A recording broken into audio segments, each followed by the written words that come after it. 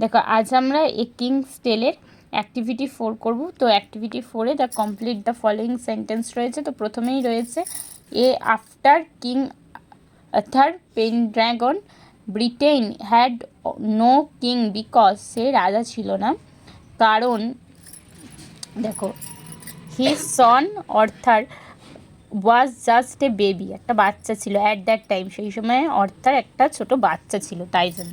বিতে রয়েছে the magnificent sword was fixed, ঠিক আছে, on a large stone in a চার্চইয়ার্ড।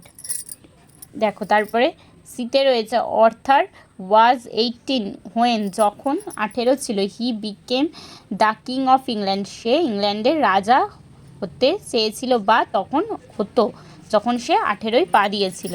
দিতে রয়েছে the beautiful arm that rose from the water hold a sword set with rubies and emeralds, ঠিক আছে, rubbish মানে হচ্ছে চুনি আর এমারেল্ডস মানে হচ্ছে পান্না।